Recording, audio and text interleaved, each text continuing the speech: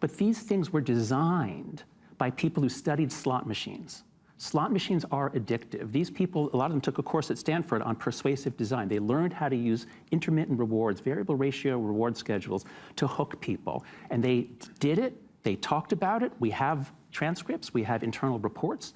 They did 31 studies, my team has found. If you go to metasinternalresearch.org, we've categorized their own studies showing that this is addictive. They talk about it, they use the word addiction. And so now for these guys to say, oh, it's not addictive, well, just like the tobacco industry. And would they let their kids, I don't think the tobacco guys let their kids smoke. A lot of these guys don't let their kids use their products. But there's a big difference, I think. And I think comparing it to the tobacco industry is actually unfair to the tobacco industry, because the tobacco executives never saw children suffer.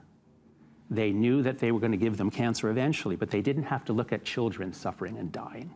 And these guys have to face the reality of these parents coming to them with the photos. It was so moving this morning. About 40 parents came to LA. There was a memorial showing like tombstones that are like cell phones, showing the lock screens with these beautiful kids on them. From suicide? All sorts of things. So a lot of them are fentanyl deaths, because as one young woman said to me, everybody buys drugs on Snapchat. And you had a piece on gambling a week or two ago. Yeah. When you make it frictionless and free, anyone can get any drug this afternoon. So really? No, I mean that's terrible. I didn't know that.